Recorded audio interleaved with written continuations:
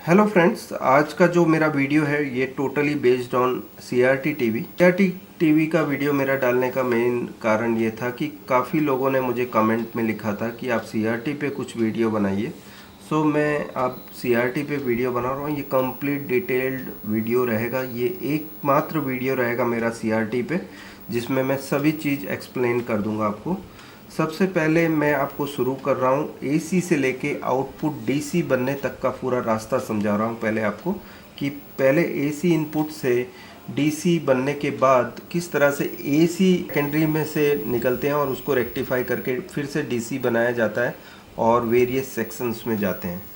पहले तो AC input हुआ तो आपको मल्टीमीटर की रेंज जो है एसी सिलेक्ट करनी है और इसमें आप सबसे पहला वोल्टेज ये चेक करोगे 230 वोल्ट। उसके बाद फ्यूज़ के बाद आप बाकी के वोल्टेज चेक करोगे और रेक्टिफायर जो है ब्रिज रेक्टिफायर यूज़ किया है इसमें 4 डायोड्स यूज़ करके, और इसका जो आउटपुट होगा आपको 300 वोल्ट डीसी मिलेगा। यहाँ फ़िल्टर पर आप ये देख सकते हैं, फ़िल्टर ख़राब होने पर भी कभी कभी आउटपुट वोल्टेज नहीं बनता है, तो आपको ये फ़िल्टर भी चेक करना होगा। इसमें रिपल के लिए आप ऑसिलोस्कोप की मदद ले सकते हैं। अगर जो इसमें स्ट्रेट लाइन नहीं नज़र आ रही है आपको 300 वोल्ट की, सो इसमें रिपल्स हैं जिसकी वजह से आपके आउटपुट नहीं बन रहे, तो आपको मेन फ़िल्टर भी चेंज करना पड़ता है। उसके बाद फिर आपके जो वोल्टेज हैं, अब इसके बाद का रास्ता आपको ऑसिलोस्कोप से देखना होगा। ऑसिलोस्कोप में मैं आपको पूरी रेंज सिलेक्शन बता देता हूँ। सबसे पहले तो इस तरह से आप रखोगे, मीटर की रेंज है वो 200 वोल्ट पर डिवीज़न पे रखना है।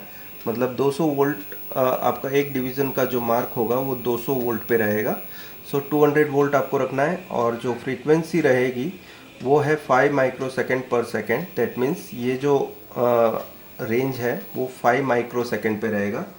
और आपको प्रोब का एक पॉइंट जो ग्राउंड करना होगा वो आप यहाँ पर इस तरह से ग्राउंड, आप एक कॉमन ग्राउंड यूज़ कर सकते हैं। यहाँ पर इसके जो प्राइमरी ग्राउंड है और इसका कलेक्टर जो सिग्नल है आप चेक करने के लिए आप देख लीजिए कि ये मैंने प्रोब कलेक्टर पे टच किया है और यहाँ पर आपको आउटपुट दिखेगा। ये आप देख सकते हैं कि ये कितना है, 83 किलोहर्ट्ज़ का सिग्नल है जो कि ऑन ऑफ सिग्नल है। इसके इतने किलोहर्ट्ज़ से ऑन ऑफ करने की वजह से ही आपको आउटपुट में डीसी वोल्टेज देखने मिलता है।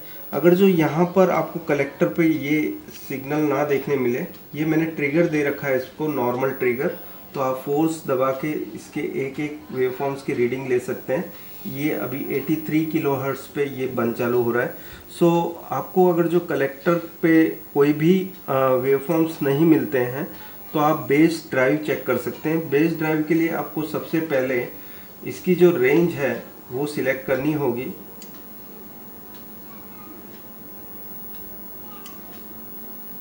और फोर्स करके आप सबसे पहले सिग्नल देख सकते हैं। ये भी 85 किलोहर्ट्ज़ पे काम करना चाहिए। दैट मीन्स अगर जो बेस ड्राइव जो है वो 85 किलोहर्ट्ज़ है तो आउटपुट में कलेक्टर ड्राइव जो है वो भी 86 किलोहर्ट्ज़ के बराबर ही होना चाहिए, तभी आपका ये ट्रांजिस्टर परफेक्टली काम करेगा, गर्म नहीं होगा और ये ख़राब भी नहीं होगा। आपको ये ड्राइव्स चेक करनी होगी। और दूसरी सर्किट होती है इसमें फीडबैक सर्किट।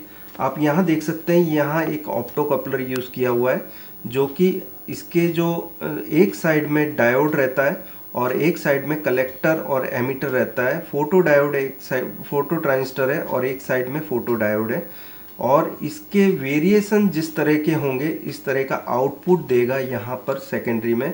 अगर जो आप ये प्रीसेट है 2K का प्रीसेट है इसमें, अगर जो 2K के प्रीसेट को आप वेरिएशन करके 1K कर दोगे तो जो भी वोल्टेज का रेफरेंस में चेंजेस आएगा इस डायोड से सेंस होकर फोटो ट्रांजिस्टर को जितनी लाइट मिलेगी उसके हिसाब से आउटपुट तैयार होगा और इसमें चेंजेस जो भी है 110 वोल्ट के आपको देखने मिलेंगे। अगर जो आपको इसको वेरिएशन करना है 110 वोल्ट को रेगुलेट करने के लिए, तो सबसे पहले आपको हमेशा इसके जो हॉरिजॉन्टल आउटपुट का जो ट्रांजिस्टर होता है उसको डिस्कनेक्ट करना होता है, आपको निकाल के आप बाहर रख सकते हैं उसको। और यहाँ पर आप 40 वैट का बल्ब लोगे तो सबसे बेस्ट है। 40 वैट का बल्ब आप इसको लोड की तरह रख सकते हैं और इसका जो वेरिएशन आप 110 वोल्ट पे सेट कर लो तो ये परफेक्ट सेटिंग हो जाएगी। फिर बाद में आप आउटपुट कनेक्ट कर सकते हो। सबसे पहले आपको 110 वोल्ट देखना होता है। सो मैं आपको दिखा देता हूँ 110 वोल्ट किस तरह से दिखते हैं। सो हमें मल्टीमीटर को डीसी की रेंज में रखना होगा और जब चेक करेंगे तो ये वोल्टेज जो देगा यहाँ पर 115 वोल्ट। तो आप ये देख सकते हैं कि 114.8 वोल्ट बता रहा है। दैट मीन्स 115 वोल्ट की ये सर्किट है। अगर जो मुझे 110 भी करना है तो मैं इस प्रीसेट की मदद से इसको कम या ज़्यादा कर सकता हूँ। लेकिन आपको कभी भी हॉरिजॉन्टल आउटपुट ट्रांजिस्टर लगा के इसको सेट नहीं करना है। पहले बल्ब से आप वेरिएशन बल्ब लगा के ऐसे लोड यूज़ करो और उसके बाद वेरिएशन करके इस वोल्टेज को रेगुलेट करके 115 वोल्ट या 110 volt as per the circuit आपको देना होगा। और यही वोल्टेज अब आपको यहाँ भी देखने मिलेगा। एसटी की ये वाइंडिंग में भी आपको 114 वोल्ट देखने मिलेगा। यही वाइंडिंग के थ्रू आपको यहाँ पर कलेक्टर पे यही वोल्टेज देखने मिलेगा, लेकिन in the form of EST का जो बन रहा है वेव फॉर्म्स, आपको वो चेक करना होगा ऑसिलोस्कोप पे। सो ये 15.62 किलोहर्ट्ज़ का सिग्नल बनेगा। दैट मीन्स 15625 हर्ट्ज़ का सिग्नल आपको देखने मिलेगा। उसके लिए आपका जो अब ग्राउंड रेफरेंस ग्राउंड होगा अब वो चेंज हो जाएगा। अब रेफरेंस ग्राउंड होगा सेकेंडरी ग्राउंड, जो कि चेजिस ग्राउंड भी बोलते हैं जिसे। वहाँ पर आपको ये क्लिपर को फिट करना है और इस तरह से। और इसके बाद इसकी ड्राइव आप यहाँ चेक कर सकते हैं। उससे पहले आपको इसकी भी रेंज 500 वोल्ट पर डिवीज़न पहले कर दीजिए।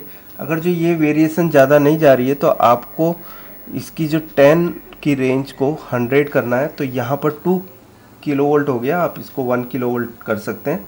अब आप देखिए यहाँ पर एक वेवफॉर्म दिख रहा है आपको।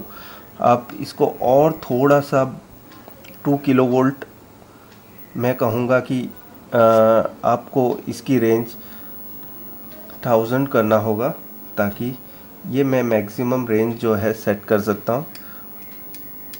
ठीक है, आप ये देख सकते हैं कि ये मैंने जो अभी रेंज सिलेक्ट किया है इस पे आपको परफेक्ट वेवफॉर्म देखने मिल रही है, जो कि मैं मेज़र का बटन दबाने से मैं क्लियरली देख सकता हूँ कि यहाँ 15.65 किलोहर्ट्ज़ का सिग्नल दिखा रहा है।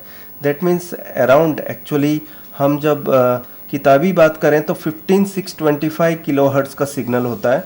So it is 15650 kilohertz, 15650 hertz का सिग्नल है। ऐसे किताब में जो लिखा होता है वो 15625 हर्ट्ज़ होता है। सो इतना माइनर चेंजेस जो हर्ट्ज़ के चेंजेस हैं you can ignore, but if ये किलो हर्ट्ज़ में चेंजेस हैं तो आपको ये ध्यान में रखना होगा कि इसको ठीक करके ही हॉरिजॉन्टल आउटपुट ट्रांजिस्टर आप लगाएंगे। और ये फ्रीक्वेंसी आपको तभी मिलेगी जब एच आउटपुट लगा हुआ होगा।